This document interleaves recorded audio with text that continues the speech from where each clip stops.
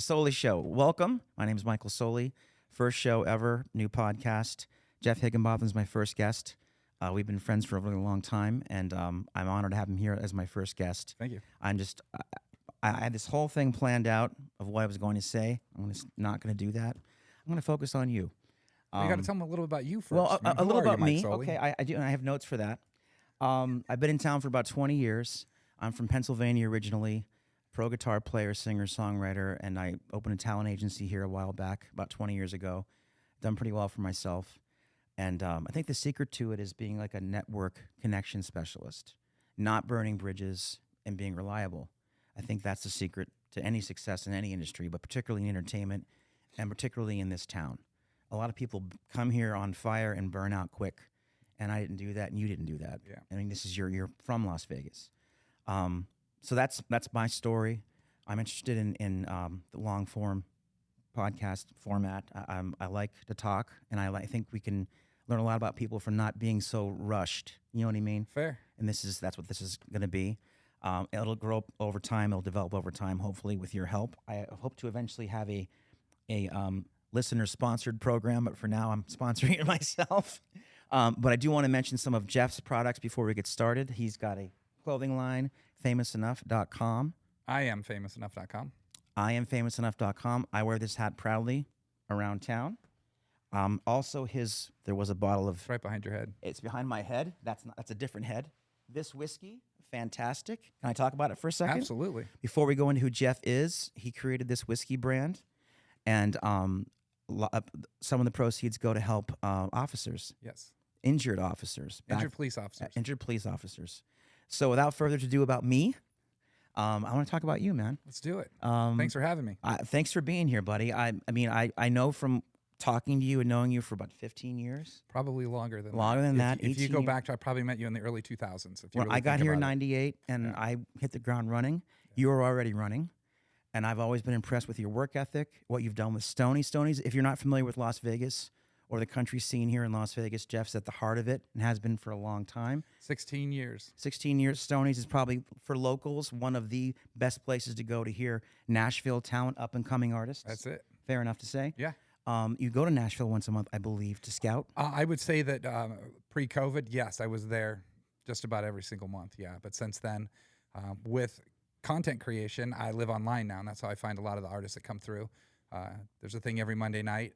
It just moved to Dirk's place on Broadway. It's called Whiskey Jam. Okay. So there's usually like 6 or 7 artists on that, and that's really where I do a lot of my scouting. That, Spotify. Right on. But yes. Right on. Nashville's a fun town. Yes, it is. It's small. I've been there a few times myself, not as many times as you. I'm always surprised that there's State Street and then a regular city. Yeah. Essentially, right? Like it's not much different than here if you think about it. The Strip and then regular life. Yeah. But I mean, it's incredible what's come out of that town. It is pretty nuts. If you go watch Whiskey Jam or get a chance to go there, it used to be at a place called Winners and Losers, which was in, I believe, Midtown is what they call it. But it just became this thing that just got so big because people would go watch it all the time. And any artist you can think of today has played that stage. Is the Bluebird Cafe still a thing? It is, absolutely. I went back a couple years ago for a CRS, and which is a radio seminar. Communism, rectal. Rectal, of course you went there. It's also a comedy show, by the way. On your side. On my side. On your side. I went back, and a lot of the radio guys were like, hey, you want to come out and see Garth Brooks with me? And I'm like, no, I'm good. And they're like, what about the Zac Brown band? I said, no, I'm going to go see new music. And they played this joke of, hey, well, Garth's going to sing a new song. They're like, where are you going? And I went to a place called the Basement East and saw an artist by the name of Austin Jinx. There was maybe 30 people there. Phenomenal show. And then I went over to the Bluebird and watched a women's night. And my good friend, Miss Stephanie Quell, was the headliner of it. And it was phenomenal. There's so much great music that comes out of there. Yep. It's an amazing town. Yeah. So I guess a good question for you to start off in terms of the music is, how do you determine who to put on your successful podcast, Talkin with Toad? It's toadstunes.com. You can also go to toadscountry.com. They'll take you to the same place. Bam. Yeah. 5 years of this? 6. I just started my 6th year. 6 years, and this is my first show. He's 6 years into it. Yeah, and so every week I put one out. Every week he puts one out, and are they physically with you, or is it? They are physically with me. The only time I did anything virtual was during COVID. COVID. But I had a lot of fun with those because we did them via Zoom, and it was pretty interesting to say the least. Right on, right on. Yeah. So how do you What's your gut?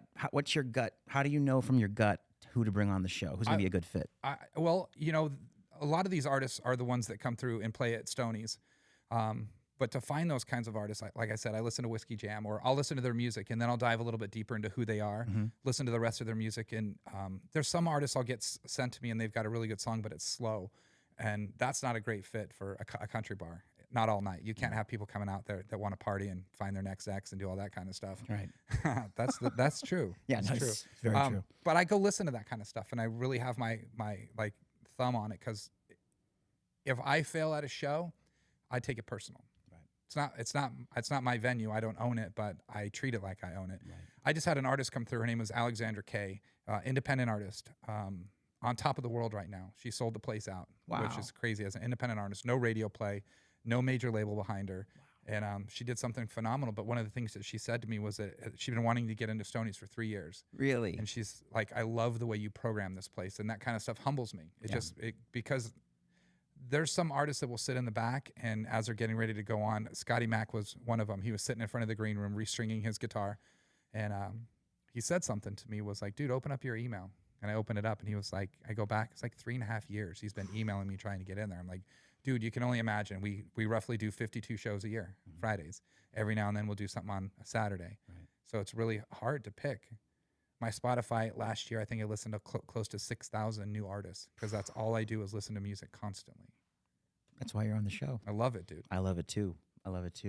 And country is your jam, or your? Oh no, I listen to everything. I had a feeling you were wider. Yeah. I mean, you go back to the days when we used to do the stuff at the House of Blues. My idea was, if I took an artist from each genre, and back then 250 people to come out and see your show was a lot, but if I had 4 or 5 artists each bring in 250 people, now I got 1,000 kids in there. Yep. And that's why those lvlocalmusicscene.com shows are so successful, because if you put I have a CD. There was 5 of those. I have 2 of the compilations in my car right now. That's how so old cool. I am. That is so cool. Those things were fun. I mean, they were great. My buddy said something to me the other day, and he said, who would have ever thought that doing shows at the Boston and the House of Blues would have got me to where I am today? And it's just and helped all those artists along the way too. It's kind of fun. That's the main thing. You look back, or I do. I look at an artist like Russell Dickerson. We brought him out, and his first show he did at Stoney's played for 250 people. He's played there 7 times. His last 2 shows, he sold them out. And I would say that second to the last show, he had that single called Yours that went #1, but it didn't barely even touch radio, and he sold out. So we know that kids out here that come to these shows, I'm not saying they don't listen to radio, but a lot of the times they're streaming stuff. They're on Spotify, they're on SiriusXM, they're on all those things. And those people take chances a little bit different than radio does, because I believe you have one guy in radio that says, hey, this is what you're going to listen to. And that's what programs it out there. And our goal is really to introduce people to new music. And that's what my goal is. I've always felt that country music fans are super loyal. In terms of showing up. Like, they show up, man. They go. They go to the concerts. Okay, I was kind of in awe when Alexandra K came and played. I didn't know what to expect. I knew the show was going to do good because she's got a strong following online. 2.5 million followers on Facebook is huge. Just Facebook is huge. Incredible. So she actually live streamed our podcast. It was like one of the first time someone in her group just stood around and they ran the podcast. Well, then she did this free meet and greet, 150 people before the show. They sent out an email, hey, you bought tickets, come to the show, that sort of thing, and come out for the meet and greet. Well, her fan base was young and old, which was like, I'm just sitting there going, I've never seen anything like this before. Right. You know, her story is great, what she writes about and what she sings about, and she's human. Yeah. She went through a divorce. She has this new song out called Ever Leave, and I believe that if you listen to it and, like, no bullshit, if you were by yourself, you'd probably shed a tear. Wow. Because we've all been there. Yeah. And it's really a neat song, but just to watch her fan base and just how loyal they were to, they're standing there going, oh, we watched the podcast this afternoon. Hey, you're Toad. And just like going back and forth because it's kind of funny that way, you know? I hope people watching this, any artists out there, independent artists, are understanding how much work it takes to get this to happen, though. It's a lot. It's a lot of work. Right? It's a lot. I mean, being an unsigned artist is not easy. Do you know who Craig Campbell is? I know the name. So Craig Campbell's an established country artist. He just put out something like 2 weeks ago. It was the funniest thing in the world. He just went on a rant and he was pretty much pissed that these artists that are on TikTok and they get one single, they get signed to a deal, but yet they've never played a show before. And we've had that at Stoney's before with an artist that come through that was on The Voice, that did pretty good on The Voice, but his first show, the first time he ever met the band, was at Stoney's. Like the label put all these pieces together. It wasn't the greatest show we ever had. And And that's a bummer because there's a lot of art to this. Yes. I used to say this thing like on Broadway in Nashville, I used to always think there was two types of artists out there, and ones that play Broadway and ones that do original music. And I was kind of wrong. There's a guy by the name of John Marks who started the Highway on XM. Oh wow. Then went to Spotify. Okay. And he taught me this thing that you go to Broadway, and that's how you earn your stripes per se. You get to play in front of people. You understand a slow night, a busy night. You understand drunk people mocking you. Like, you get all of that. Yeah. And that's the kind of stuff. You build a fan base. You can do all this stuff in one place because Nashville's like Vegas, man. Like, every weekend is a different crowd. Yep. So that's the kind of neat part about all that. I learned that, didn't understand it, but now it's kind of set. I understand it now. I love it. So what's the country scene like in Vegas? Is it pretty vibrant? It's pretty. I have no idea, robust? man. Outside of Stoney's, I don't know. I don't know. I love the. It's honest. I don't know if you're keeping this PG, but I don't fuck with local bands. No, I know. You already know that I did my time with that, and Yeah. I've been bitten quite a few times, and I don't. The problem with, the problem in this town, the problem is you're overexposed. If you're playing casinos, doing cover stuff, it's really hard to get those same folks to come out and support an original show. Sure. If you're just doing original shows, you're doing what, one every few months. You have to make a living. It's a really tough. It is. Balance. The balance is tough. The balance is It very tough. I don't even mess with that stuff. And the amount of people that reach out to me and like, I read every email that comes in. Sometimes it takes me a little bit longer. If they put music in it, I just booked a guy by the name of Lane Smith. They sent me 7 emails before I listened to the music. Then I listened to this song called Austin. And then I went and listened to the rest of his music while he's playing March 1st at Stoney's. Nice. So it's like one of those things where sometimes it takes time. Yeah. But I don't know anything about the local scene here. I have no idea. Stoney's just opened a second location out at Santa Fe. Santa Fe, yeah. We're reopened out of the Santa Fe. We were there 10 years ago. So Okay. yes, reopened I didn't know again. that. Okay. Yeah. I was there for the soft opening. Yep.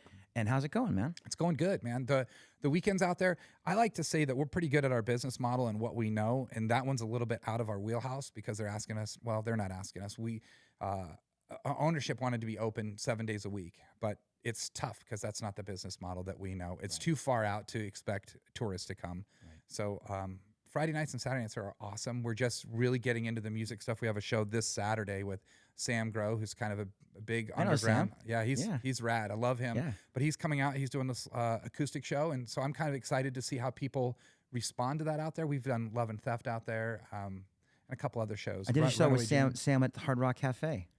Oh yes. Yeah, he headlined that show. Jackie, No, he played with. He was touring with the guy that you knew. I did not. I did not know him. You knew that he was touring together, though. Yes. I didn't. They didn't tell me that when I booked it. I booked the opening acts. They went, Right. Sam's touring with a co-headliner. I'm like, they didn't tell me that. Right. I don't. And Who that was your buddy? co-headliner has Sam's my buddy. The guy that he was out on the road with has a single The with hick hop Sam. guy. Yeah. The hick hop dude. I don't know anything about that dude, but they actually The reached beard, back the out. Amish looking kind of guy. I didn't go to that show because I went. believe it was on a weeknight. Wasn't Yeah, it was Sunday night. Sunday night. Yeah.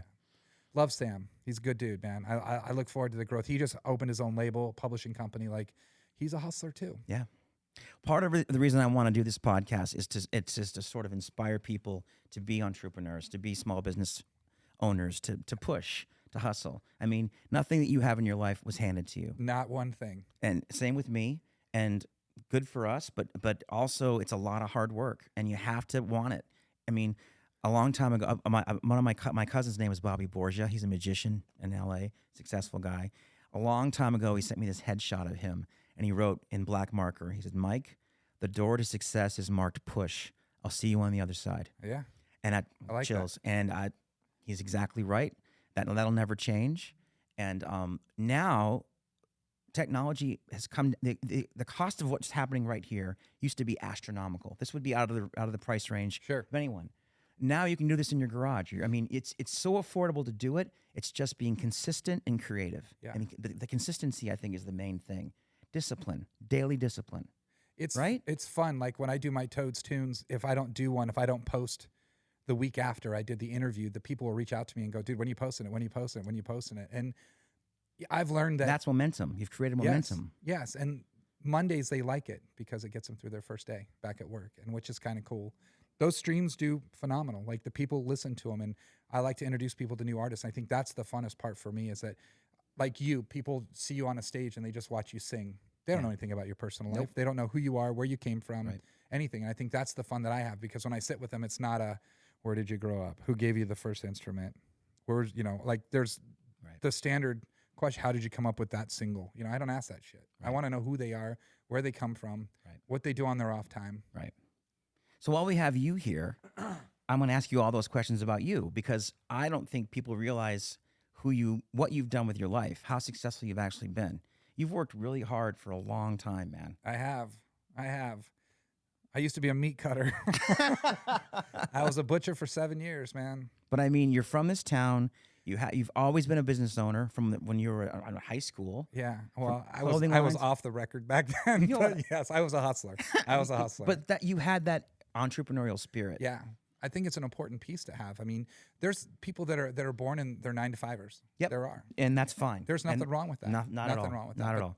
I always like to say that, I had a job and I made 30-something thousand a year many years ago. And then I went to work for a big company, and it literally, I don't know, more than doubled my salary.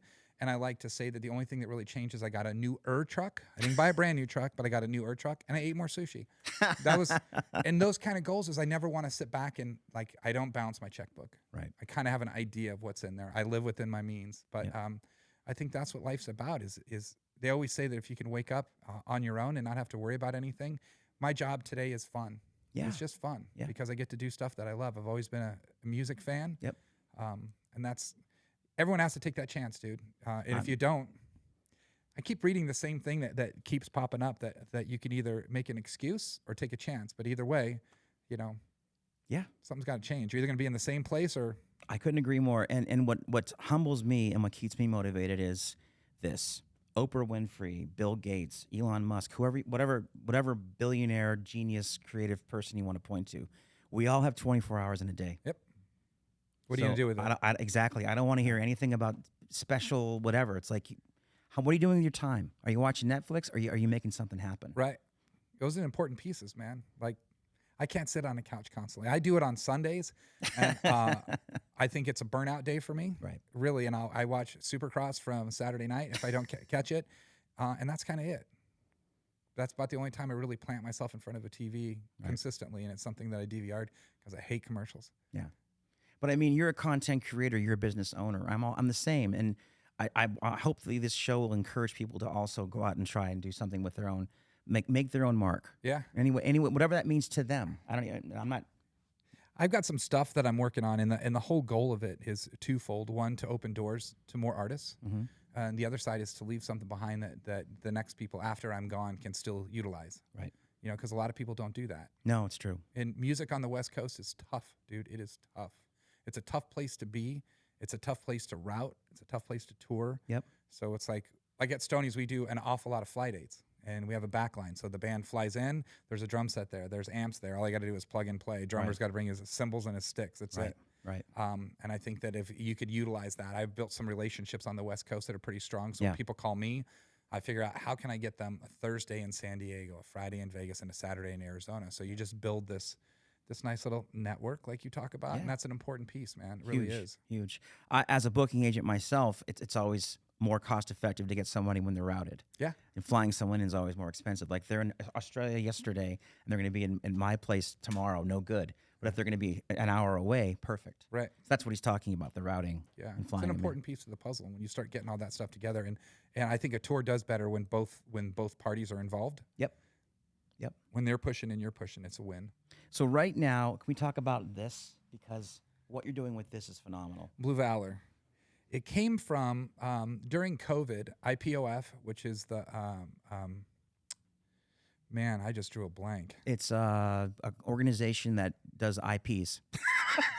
You're gonna have to cut this shit out. Anyway, what's phenomenal about this whiskey is the charity aspect of it. It's injured. Okay, I got it. Sorry. It's IPOF, Injured Police Officers Fund is what it is. And whenever an officer gets hurt in the line of duty or passes, they support the family and they support everything with it. So what happened during COVID is the Strip was shut down. Right. Well, the police officers are working more than they needed to just to secure the place, make sure everything was safe, because what a perfect opportunity for people to go take advantage of the system, right? So they reached out and asked Stoney's to donate water and asked about Gatorade too, but we reached out to Brendan Gaughan over at the South Point, much bigger than we are. Yeah. And he donated through them Gatorade, and we did water. And we just came up with this idea of how could we keep giving back? Yep. And that's where Blue Valor came from. So I sat with Mindy Lloyd and Chelsea over at IPOF, and we kind of I put this thing together with the label, bottles, whiskey, and we've been doing it. We're going into our 3rd year now, and it's fun. We've throughout town. We've just been based in Vegas over the last two years. Okay. We just got into Reno the end of last year. Okay. In the next month or so, we'll be pushing our way into Arizona. So it's fun. You know, it's fun to know that you can do something that's great for the community and gives back to the community. I'm actually starting to do some stuff with another organization here as well that does the same thing called Behind the Blue. Okay. And that one is super fun as well. They're just the stuff that they do for police officers. Most people give cops a bad rap, but when you really think about what they do for you, they keep you safe. Yep. I couldn't agree more. I think. Is there any way to that's the fun. cross promote that with the country artists? I imagine a lot of those folks are big fans of the Blue as well. The answer to that Now is I am. yes. The hard part about that is distribution becomes an issue. I got you. It's not legal to ship to every state, but I'm actually working on a deal with Brendan to actually get an online store where Mr. Gone, yes, who owns the South Point Casino here in Las Vegas. If you're wondering, he's very wealthy. he's and you know what? I stopped by there on Monday and I went to open the door and he came running to the door to lock it as I was walking up. And when I opened He goes, the door, "Oh no, this guy again, the Toad." He scared the shit out of me, man. Literally scared the shit out of me. But he's a neat dude. Yeah, he is. He believes in it with us and he's helping it grow. And we're going to kind of like do some stuff where we buy bottles together because we use a very similar bottle. He's got a moonshine that he called City Light Shine. Oh, I didn't know that. Okay. Yeah, and he does very well with that too, which is kind of cool. So we get to piggyback a lot of stuff. Distribution we do together, but if we can get online and sell together, it's easier to ship all of our products on one pallet versus him taking on that or me taking on that. Gotcha. So any distributors out there worldwide that are interested in looking at a new whiskey product that backs the Blue, yeah, that's find Toad online. Was Yeah. it toad.net? Toad.toad? What is it? Toad.tv? No, how there do they is- find? How do we find you? Just go to well, I do have a couple different Instagrams. a.k.a. Pants is like my one that I've had forever. From the clothing line. That was my son's clothing line. Was a.k.a. Pants. So his nickname when he was 6, I would always have to buy him. Actually, he was 3.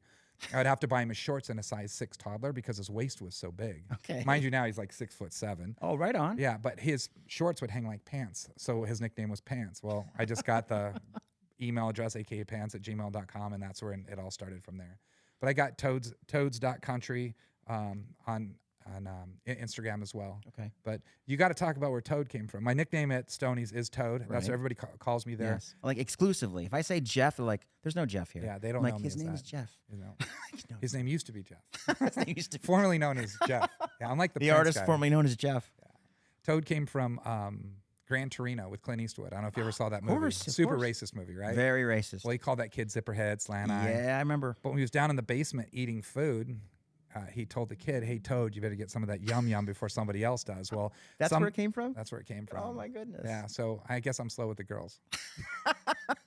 maybe that's what it is. But we had this conversation probably, I don't know, 7-8 years ago.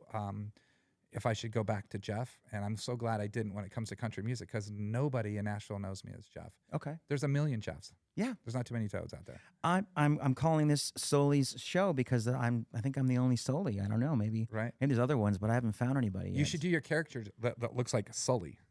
You've got to be old to get that reference. I get it. 'Cause I'm old. It'll work. It's, great X-Files, right? Well, I think Sully was also a character in one of the Disney movies, if I'm not mistaken. That's right. Yeah. That's right. I can't remember which one, but because we're on camera right now. How's everyone doing out there? This is fun. It's cool. I like it. So you do an Audible podcast. I do. You're thinking about going into video. I will eventually. That is You've got a true. great face for radio. I've been told that every morning when I wake up. That's insult Jeff with radio line. So Yeah. I got that. It's pretty funny. Thank you. Yeah, I've been doing it I'm into my 6th year right now. Exactly. You said that before. I think it's great, man. I mean, I've got a couple questions I want to ask, if I may. No. In 5 years, where do you see yourself? Where do you want to be in 5 years? Oh, Personally, professionally, creatively? in 5 years, Make it 10. Make it 7.5. I'm Retired. bad at math. retired. Right? Yeah. For real. Yeah. Retired, but not stopping. Not like stopping, your money no. works for you. You're not working for money anymore. I think think- that's what you mean. I think when I look at stuff like that, there's some stuff in music that I have not accomplished yet that I'm working on. Okay. I want to be finished with that. I don't want to dive into that too much. Okay. I would love to keep the brand going of Blue Valor to get bigger and better. Yep. Famous Enough is something that I do for fun. It's definitely something that I do for fun. I think it's a great message. It's about the culture we live in with social media, with when kids post something and they don't get enough likes. That dopamine fix it's huge. It's a thing. And I mean, these kids getting bullied because they post something and don't get a lot of likes, and you know, everybody thinks they're more famous than somebody else. But at the end of the day, everyone needs to hustle in their own way. Yep. But I always like to say, stay humble. And Absolutely. that's what I just dropped this last week. I love it. And that's what it says. I need to get that. It's hustle and stay humble. Yeah. And I think that's what life is about. For me, you don't have to. I don't think people out there need to. I don't buy things to show off what I have. No, of course not. But there's a lot of people that do. And I think in the world we live in the culture that's been derived from certain aspects, certain genres of music and things like that, people think that that's what making it is all about. Yeah. I think social media is a lot of pretending, a lot of posing, a lot of posturing. Yeah. It's hard to know what's actually real. I mean, from me, where I am in my life, when I look at it, I'm like, I don't even know if this is what I'm looking at is even real. Right. So that dupes a lot of younger people because they think everything is real. It's like they're pretending. This is this. They're on a stage somewhere pretending to live in this house or whatever. They are. And they live in a trailer behind the house. That you know what I mean? I just saw something the other day, a guy that, it was kind of a joke meme. A guy was sitting under a plastic stool that you step on in your house, and it just happens to have a window that looks like an airplane window. Yeah. And he stood next to something on the TV that he still framed that looked like he was on a plane above all this stuff, and they zoomed out. But that's literally what it's about, man. These people, a lot of them, they live as if they're somebody else that they're not, and that's a bummer. Pay attention to this, please, guys. Be real with yourself, right? Be kind, too. Be kind. Always be kind. Second question, favorite food? Oh, come on. Man. Mixing it up here. Can I have two? You can have two. Favorite I foods, plural. Foods. I have a thing that I do called Pizza Friday. Nice. And my buddy Rich, here in town, him and I, whenever a new pizza shop opens or something we want to go try, we go on these little pizza things. And I love pizza. I love pizza too. Yeah. Full-blooded Italian, FBI. Love it. I was at Uncommons with Zora yesterday.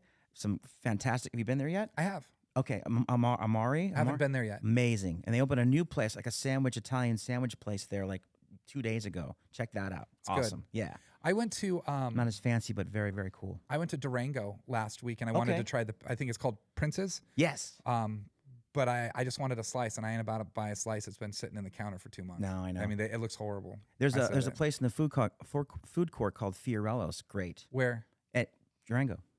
Really? Yeah. That's the Italian place. Yeah. I saw that. So I've tried the burger place, Irv's. Mm-hmm. I've tried the noodle joint there. Yep. Which was pretty good too. Yep. I think I just got to order a whole pizza because I'm gonna get a fresh one. I don't want the slice, you know. And the second piece is sushi, man. Sushi. I love You love sushi. sushi. Yeah, I had it on the way. Is that the girl part of you? Your girlfriend? Is that her influence on you? No. It's you, all you? No. Your whole life sushi? I love. See, I'm from back east. Sushi is something you take out of your butt crack at the beach, you know, like Right. Or you put it on a hook and catch some more fish with, right? Joe behind the scenes knows what I'm talking about. We mock sushi back there. Really? We used to. Maybe it's changed. I lived in Jersey for 3 years, so we sorry used to to hear go clam digging. I North, loved it. North Jersey or South? South. There you go. South. That's better. North Jersey is Yeah. South Jersey. That's where the Eagle stuff came from me. That I had a guy, his name was Uncle Johnny, that he used to pick me up and take me to the Flyers games, the Eagles games, Nice. the 76ers games. So Nice. I've been a Philly fan forever just because of that part of my life too. Steelers. I'm Pennsylvania, so Steelers, Pirates, everything Pittsburgh. What Pirates?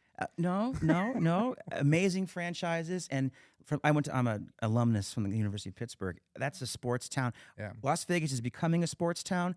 Pittsburgh is an established sports town. Everyone has season tickets. Right. People, you're on the bus. You want something to talk about? How about the game last night? Everyone goes, oh, you know what I mean? It's wonderful. It's like it brings the community together. I hope that happens to Las Vegas. We could use it. I don't feel like I'm in a community here most of the time. Are they going to change the football team so that can happen? I don't know the answer to that, but I know that sports can be bring people together. I mean, look at Vegas. We're eventually going to have a basketball team here. The A's, allegedly. Well, didn't the women's team just win a thing, a big thing? I should know more than I do. National championship. That's huge. Yeah. Sorry, I don't know more about it, but Yeah, it's crazy. And we have a volleyball team here too. didn't know that. Yeah, it is a very, very, very well developed sports community. But yes, I know there's a baseball team coming. I believe it's the A's.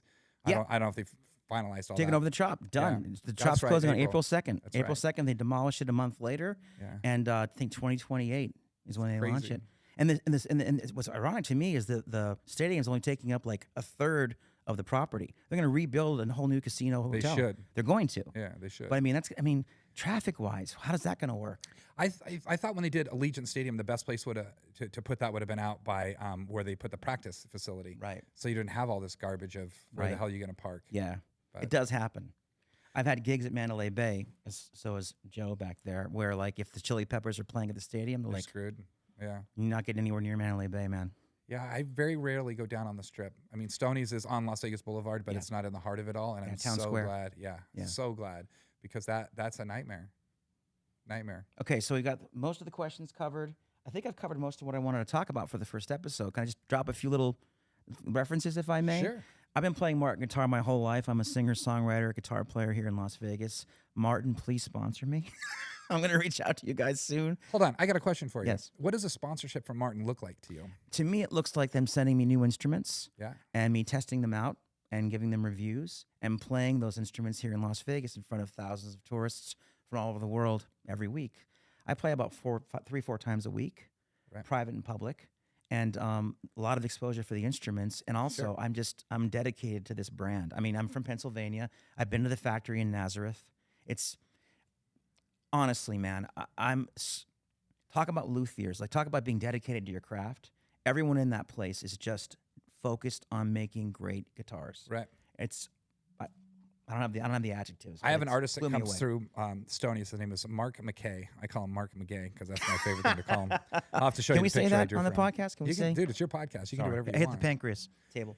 I've given away 2 of those at Stoney's. That he's You didn't call tied in. me. Huh? You didn't call me. What, to win one? Yeah. No, you already know my rule. What I get for free, I give for free. I know. Yeah, I've had some bad ones, but those guitars are badass, man. They're fantastic. The And I good also, players play them. I don't understand why they would sponsor you. I'm also a Taylor guy. I like Taylor as well, but I'm a Martin guy for life. So what happens if Taylor comes around and says, "Dude, we're going to give you a guitar a year"? Then I'll call Martin and go, match this offer, or I'm Right. taking Taylor's offer, and I'm going to get a little bidding war going, which will never happen. But in my mind, it's happening right now. That's what I would do. I'm going to have a fun question for you. What's your favorite place to play in Vegas? That's a great question. Right now, ironically, and I have a real answer. It's 9090. It's Sunset. It's the Suncoast, Yeah. which is a local place. It's in Summerlin. It's off the Strip. For all those reasons, I like it. So logistically, I'm not driving with maniacs. Sure. And it's like a dinner show. It's like people actually listen. It's probably a cap, maybe 200 people. And I played there Saturday night, and you could hear a pin drop. People were really into it, man. You know, it's like a mini concert every time I'm there. At this point in my career, I'm an accomplished player. I'm a looper. I can solo and all that stuff. And being able to do it for people who are actually listening, not in a casino with bells and whistles, like the casino's out there. You're in a separate place listening to this live thing. That's probably right now probably my favorite place to play publicly. There's some private places in town that are I just amazing. went to the steakhouse up there a couple weeks ago. I haven't been The there new in one. forever. Yeah. It's great. It's not bad. It's great. Not bad at all. Yeah. It's a fun place. So Martin, JEFF HIGGINBOTHAM, famous enough. Blue Valor. Blue Valor. Blue Valor, very, very important. I want also. I'm sorry, I hit the microphone, guys. I apologize. You're a mess. Partnering with. This is my first show. I'm new at this. Can I come back at like 10 and redo this? You can do anything you want. VegasAutoFest.com, partnering with Red Rock Country Club. I know it sounds exclusive in this, but it's not. This is open to the public. It's a great event. It's family friendly. I'm familiar with it as well. It's the biggest car show that no one's ever heard of, really. Last year we did about 5,000 people. I think they had what 10,000. I don't know. And they bus people. They didn't have that many cars, but yes, they bus all those people in. You meet at the stadium, at the Aviator Stadium at downtown Summerlin. They bus you over, so don't worry about parking up by the country club itself. Chef William puts the event on. It's a great event if you're a car fan or not, but it's a great way for the family to get outside, walk around. And what I was blown away by was how, like, for example, I like Mercedes a lot. They have from the start all the way, like from 65 until 2003, every model. Yeah. Of BMW, of Mercedes. It's phenomenal. Like, you learn so much about cars, whether you're into it or not. It's funny. My buddy Theo, this is a plug for him. He owns the Specialist Detail Studio here in Vegas. He takes care of all my cars, but he is so busy around that time because he has his own section up there as well where he promotes what he does, and he's probably touched the majority of those cars in some form or fashion with what he does, which is kind of cool. It's a neat event. It really is a neat Great event. They're looking for new sponsors. Just hit that website up, and if you feel like sponsoring it, please do. We'd love to have you part of the team. Looking forward to this year as well. It's going to be bigger and better this year. When is it? It's September 16th-ish. It's in that sweet spot. Last year, that's the date. Last year, it's going to be mid-September. I'm not sure they have an actual date yet, but they probably do. Beautiful. VegasAutofest.com. And what I found out from the chef was the reason for the name is it was originally Vegas AF, but no one got the whole AF, so they had to spell it out. As Fest. Vegas as Fest. So I think for a first episode, we did pretty good. Sure. Here's what's great. You'll go back, literally, you'll go back in like a year. I go back and listen to my first ones. I laugh at myself because you learn so much. You get more you ever comfortable. stab yourself? I'm like, nah. Dude, if you did, that's where you go back to the entrepreneurship of stuff. You're going to make mistakes as long as you keep going, and you said it perfect, man. You got to be diligent, and you got to keep doing it. Repetition. I've been saying this to Azura, who works with me. It's very hard to chart out your future. It's almost impossible. But what you can control are your daily habits. Yeah. Daily discipline. That creates a future that can be successful. And maybe that's the takeaway for today's show. Just figure out what you care about, what you want to make happen. Do a little bit every day. And then the future is the future. Things happen, but you can control what you do every day. That's also a Jordan Peterson line, who I'm a big fan of, by the way. And positive thoughts. Positive thoughts, believe in yourself, and work. I have a life coach. Her name is Robin Williams, and funny, right? It's a she, not a he, and she's still alive. She's not gone. Okay. But she just said something to me a couple weeks ago, and I live like this because I never realized it. Nothing is done to you. Not one thing. Everything is done for you. Wow. And I took that, and She sounds like a death coach. It was a win, dude. Like, it just That's made me huge. it made me rethink stuff. I went to a Chris Voss signing party, who's a phenomenal book writer as well. Chris Voss, if I may, just step in for a second. If you're in real estate, any kind of sales, the guy was an FBI negotiator for years. New York guy. Listen to this. Find him on YouTube. Chris Voss, VOSS.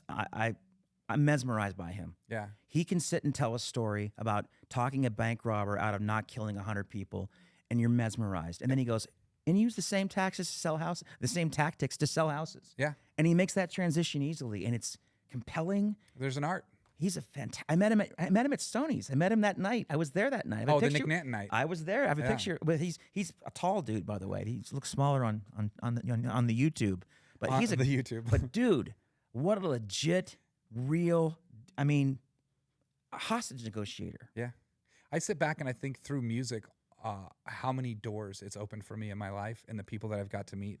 Like a guy like Nick Nanton, who is behind Operation Underground Railroad. Oh, man, I was at that event as well. Yeah. And by the way, bless your heart for putting that on. Yeah. For making that making people more aware of that. It's huge. It's such a neat thing. I mean, so you asked me. Can you please tell people what that is, please? They went down to South America. I believe the whole story is it has something to do with Tim Ballard in regards to Sound of Freedom as well. My buddy Nick is involved with that. Of course. And they go down there and they save these kids, man. And if you get a chance, watch the Sound of Freedom, watch Operation Underground Railroad. It is the work that these guys do. Most people couldn't do. No. You don't have the heart to it. I watched both of them in the privacy of my own home. I couldn't go to the theater to watch them. No. I had my kid watch The Sound of Freedom because it's a scary world. It really is. There's some dirty, nasty people in this world. But you guys like Tim Ballard, Ed Clay, Nick Nanton, and all these guys, Chris Voss, that are involved in all of this stuff, that they just help people understand the world we live in and just how satanic it really is some sick people out there, man. Yeah. And what Chris does, I like Chris Voss a lot. What inspires me about his work is that he teaches people how to take these tactics and use them to be better entrepreneurs. Sure. Who's your top seller at the real estate company? I'll have them double their sales in 6 months. Listen to me, and it works. Yeah. He changes. I mean, I've watched his seminars online. He transforms these the people's master classes. Yeah. Amazing. Yeah. I mean, literally amazing. As he's talking, I'm like, I never thought of that. He's a very fascinating guy. Yeah, I was blessed to get to go to something like that and just be around those types of people. And Nick Nanton has become someone that is just neat. Every time I see him post something, I just have to say thank you. And that's just paying attention to that stuff, because most people won't do it. I'll go back to the whole idea of music and getting to meet people in music. Robert Rask, I don't know if you know that name, but he makes custom guitars. My buddy Stephen Wesley introduced me to him via Charlie Collin from Train. And Charlie Collins opened some doors for me to do stuff that I'm working. Didn't Charlie write the big hit? Drops of Jupiter and Calling All Angels. That's him. That's Charlie. And if you ever had a chance to sit down and have a conversation with him, I've never done a podcast with him. Okay. I've just hung out with him and talked. And he is the neatest guy, and he's gone through some personal stuff, and he's got some demons. And as he works through his demons, it's really neat to, when he comes the other side. Like, I'm just someone in his life that I've only known him maybe 2 years. But when he comes out of those things, when he talks to me, he's like, I feel like I let you down. And I'm like, man, I'm just somebody in your life. Emotionally, sexually? Something like that. Always. But it's just really neat to see these people in music are human. And I think that's why I love doing the podcast that I do, because I always said, I got a TikTok years ago, and I just got Toad Talk, TOAD. Toad Talk. T-O-K. Toad Talk. I love it. But my goal was to have someone just follow me around with a camera and put these pieces together. I'm going to do it. It'll happen. But the idea is, I mean, people look at music in Vegas as an artist comes in, like, we'll just be frank. They fly in on a jet, they do their show, hookers and blow, they get back on the jet and they go to the next town. Right. But that's not really what it is. Politicians, or is it musicians? Not politicians? What do you do? The same. This is no politics and racism. No dude. politics. We had a deal. But the reality is they're still human. Yeah. And people don't get to see that side of them. And I think that's why I love doing the Toads Tune stuff, is because people get to see that, yeah, they have a family. Yeah, they go home to stuff. I like to ask what they do during the holidays, because most people don't give a shit. Yeah. You know? But the reality is, hey, do you go to your hometown? Do you hang out with your parents? Do your loved ones come with you? Who cooks? And I get to find this other thing. I forgot who I was talking to, but they told me, like, what do you do with leftovers on Thanksgiving? Like, what a great question, right? It's a great question. This lady told me, I'm going to have to remember who it is and get back to you, and I'll send it to you. But they put everything in a bag, and the next day they just mix up the bag and put it on bread and eat it. I'm just like, but there could be like green bean casserole and cranberry sauce. And I'm like, wow. And they're like, yeah, because you never know what you're getting. I've never heard of that before in my life. But I think you find out what people are human, and that people are human, rather. And most people don't get that. I always like to say this, a musician that's made it, they're no different than me and you. They just chose a different career path. That's true. That's the only difference. And I Dolly Parton, of all people, who still writes a song a day at 80, whatever she is, and has Dolly World, and she's a zillionaire. She still writes songs every day. And something she said about her career that changed my view of it was, once you get to where you want to be, it gets harder. Yeah. Because you have so much to lose. You're competing with everyone and your own catalog. Like, I want to write a better song than the last one, my last hit. Well, those for are the myself, people, those my are the own people internal, that have that in them, though. A lot of people. Exactly. You can't. There's no resting on laurels. There's no chilling. There's no plateauing. That ends up descending. You have to keep going. You've got to keep working hard. I look at stuff, and there's a lot of things that have popped into my head lately. I was a guy that was at Route 91, and it completely changed my life about how I think about life, about how short life really is. Yeah. And then you look, Monday we lost an icon in country music in Toby Keith. Yep. Just for shits and giggles, last night I was sitting on the couch and I was just like, I wonder what this guy's net worth was. You know what it was? I have no idea. $400 million. So you go back, a guy that had stomach cancer, had all the money in the world. He's not with us anymore. I know. Life is short, dude. Just really is. So those people that, when you asked about entrepreneurship, if you have a dream and a vision, start on it today. Exactly. Just start on it today. Doesn't matter if you're making small moves or big moves. Just keep moving. Keep moving and do it in the moment. Yeah. I'm a big believer in not putting off to tomorrow what you can do today. Yeah. Do it right now. A lot of people, do it. I have notes in my phone of stuff that I think about that hits. Like, I'm starting a clothing line for Blue Valor. Duh, right? And my first shirt says, the proof is in the whiskey. Oh, is that patented? Because someone's going to steal that. I'm going to steal that. Is that I already have it on a shirt. Okay, so good. Okay, yeah. I can't steal I only have it on one shirt, but I do. It's a great line. It is a great line. But it's just something, I don't know if I heard it in a song or whatever, but the minute it hit me, I put it in my phone. I go home, I design something, take it to the printer, get it put on a shirt. I should have brought you one. That's okay. I know where you work. I can find you. You might know where I live, too. That's so how do we wrap this up? I want to wrap it up because it's been a while. It's been a great first show. Yeah. I just thank you so much for doing this for me, man. Dude, And anytime, man. This is awesome. Thanks for having with me. Yeah. And I hope it grows over time. I hope I can have you back later with a bigger following, and then we can actually move some product for you. And, Yeah, but we'll have what some you're fun. already doing in the community, I hope people realize that Stonies is not just about making money. It's about breaking new artists. It's about helping police hurt in the line of duty. There's so much more going on behind the scenes that folks need to know about, I think. And hopefully this can be a platform to let people know about things like that, because they should. I think it'll be fun, man. Thanks again for the time. Soli Show episode 1. Thank you very much. I think we're done. How'd it go? How'd we do?